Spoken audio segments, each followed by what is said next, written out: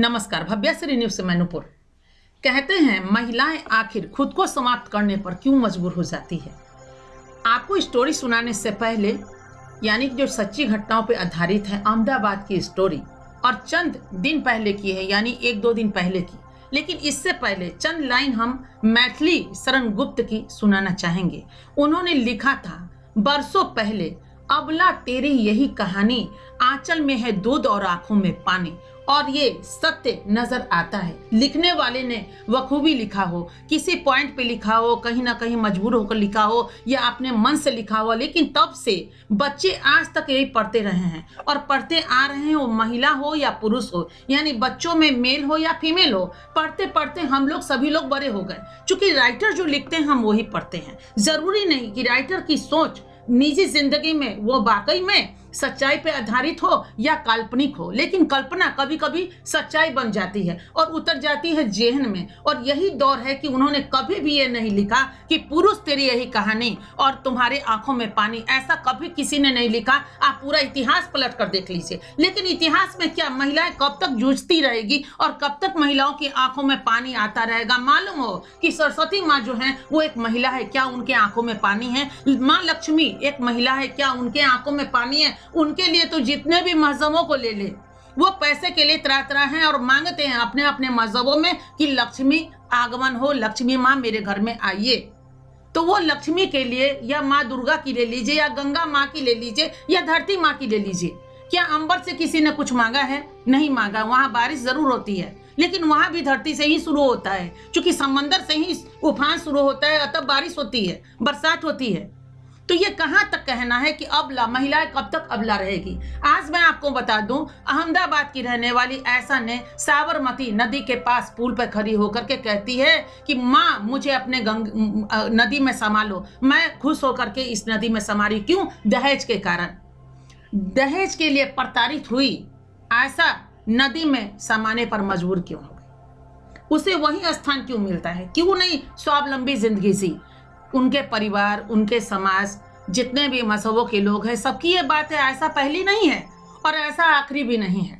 ये महिला सिर्फ मजहब की बात नहीं है कि महिला ऐसा जो है मुस्लिम है।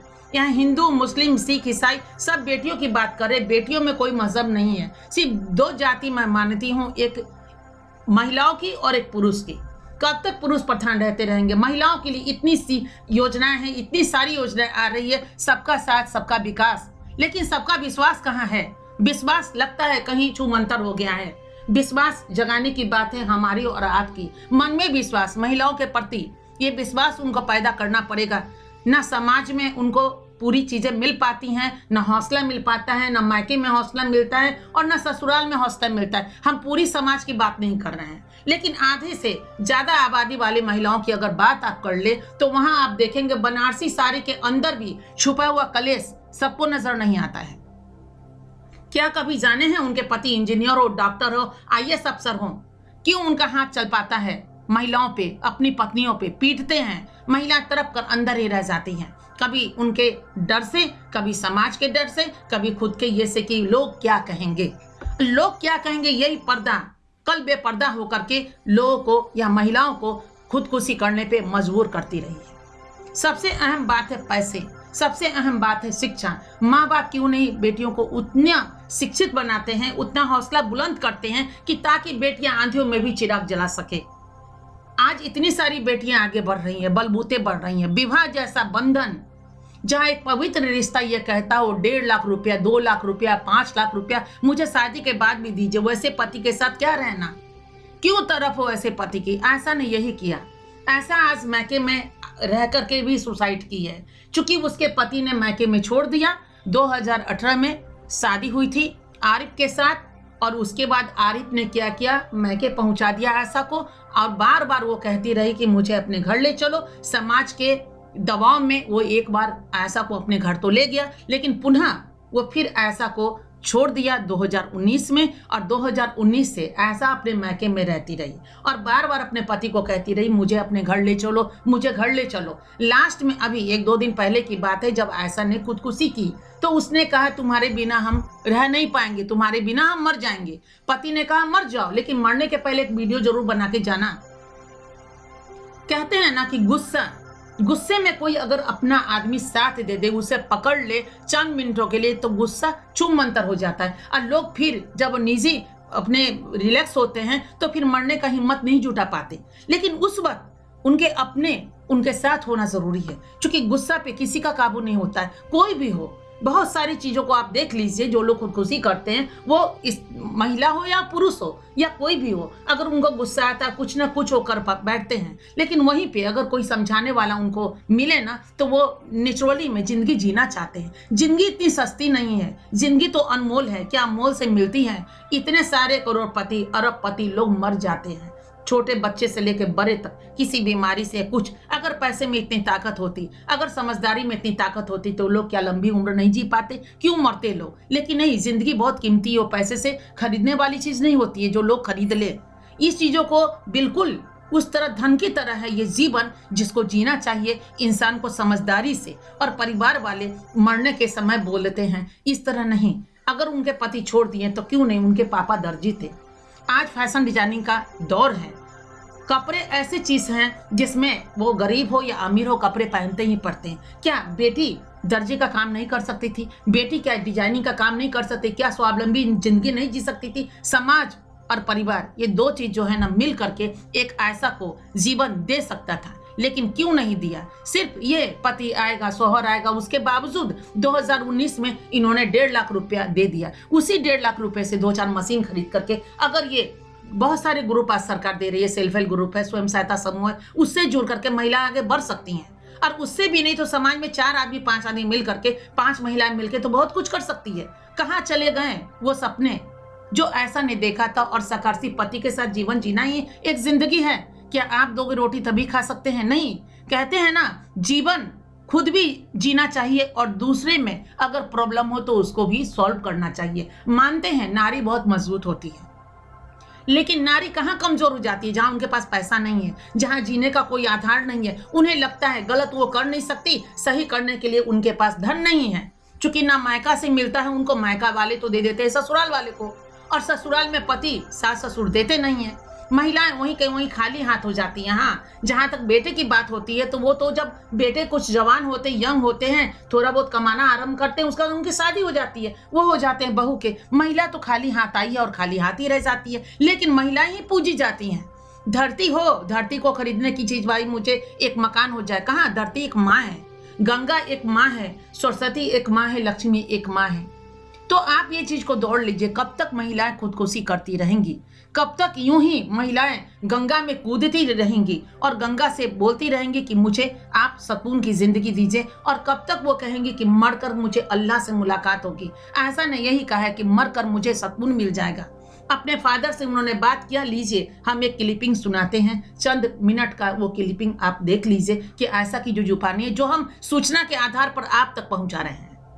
आप ऐसा काम अपना करना ही नहीं ना, कुछ भी नहीं हो, तेरे ने उस पानी में कूदना है।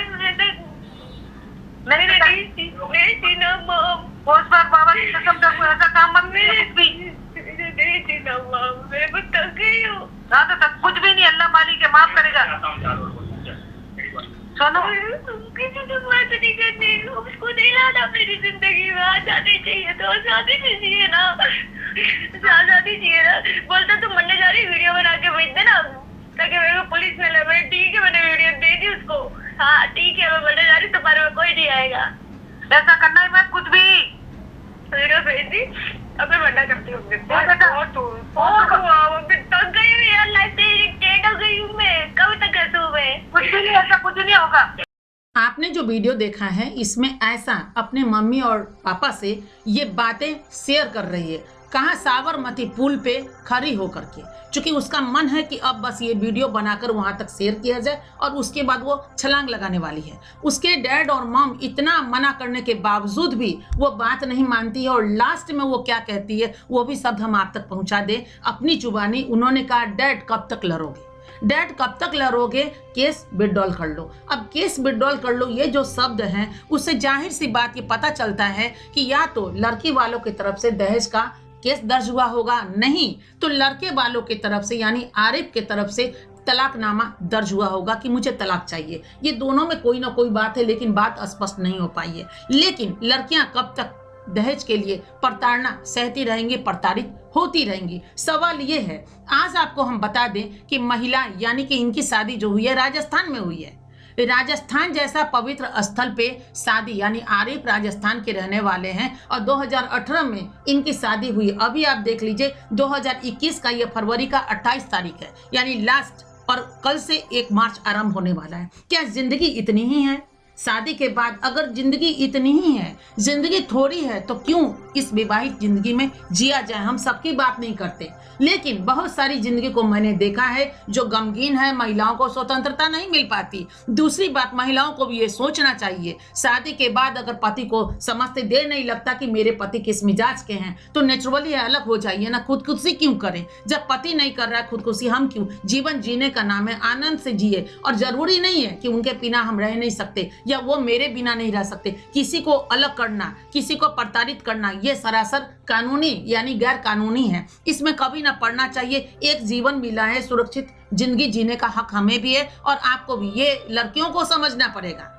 लेकिन लड़कियां कब तक भुक्तभोगी बनती रहेंगी? ये सबसे पहले परिवार और समाज को कदम बढ़ाना पड़ेगा। ये नहीं कि कोई भी घटना दुर्घटना हो गया और वहीं पे वहीं दब गया। आज तो इतना सोशल वर्क है, सोशल यानी वीडियो बना करके हम तक पहुंच रहा है। लेकिन कल की बात करें, कल तो ये भी नज़ारा देखने को नहीं मिलता था। हाँ, केस हुआ नहीं हुआ, बातें वहीं खत्म हो जाती थी। आज के दौर में कुछ हुआ नहीं कि सनसनीखेज पूरे वर्ल्ड में पहुंच जाती है और हम तक, आप तक पहुंचता है तो हम लोग सोचने पर मजबूर हो जाते हैं। लेकिन ऐसा नहीं, बेटियां हैं तो बेटे से और बेटियां से, दोनों से ही ये सृष्टि का आगमन होने वाला है और सृष्टि आगे बढ़ेगी। अगर बेटियां इसी तरह खुदकुशी करती रहेंगी तो सृष्टि का आगमन कैसे होगा? सृष्टि वहीं पे रुक जाएगी। फिर पुरुषों का क्या? अब पुरुषों को भी समझना पड़ेगा, विवाह जैसा पवित्र बंधन दहेज के लिए नहीं बना है। दहेज ही लेना है तो आप में कुव्वत नहीं है, इसका मतलब बहुत सारे पुरुषों में ऐसी कुव्वत नहीं होती है कमाने के लिए कि उनसे एक टीवी के लिए क्या पत्नी को मारना चाहिए, पत्नी को घर में छोड़ देना चाहिए। अगर पति छोड़ता है तो क्या आप में इतना नहीं है एबिलिटी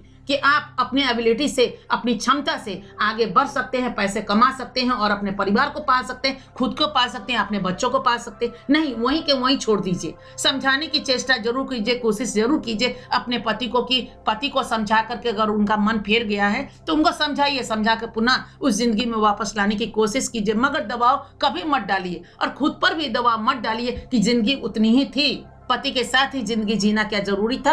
आप अलग में भी जी सकते थे। लेकिन लिखने वाले लिखते हैं, फिर मैं यही दोहराऊंगी, अबला तेरी यही कहानी, आंचल में है दूध और आंखों में पानी। जो महिलाएं सृष्टि का आधार है, यानी महिला बच्चों को जन्म देती हैं, पालती हैं, पोसती, इतना बड़ा करती हैं, वही आगे पुरुष होकर के महिलाओं को मरने पर मजबूर करता रहा है। कब तक महिलाएं जीती रहेंगी ये संकुचित मानसिकता वाली जिंदगी? नहीं, बिल्कुल उड़ान उड़िए, आगे बढ़िए और शादी तभी कीजिए जब अपने पांव पे आप खड़े हो जाइए, यानी स्वावलंबी जिंदगी। ये लड़कियों को भी समझना पड़ेगा और लड़की के परिवार वालों को भी ये सोचना पड़ेगा। ये एक ऐसा नहीं है, बहुत सारी ऐसा है, पर दिन घुटन में जिंदगी जीती रहती है। नहीं, जिंदगी जीने का नाम है सफर अभी से शुरू कीजिए, अभी अंधेरा नहीं हुआ है। जीवन बहुत है और जीवन में बहुत सारा उजाला है, उसको पाइए, पाने की कोशिश कीजिए। अब खुद कदम बढ़ाइए। जो मरते हुए लोग हैं, यानी जो खुदकुशी करने पर मजबूर होते हैं जो महिलाएं, उनका दामन थामिए और उनको कहीं ना कहीं एक आधार दीजिए। ये जरूरी है।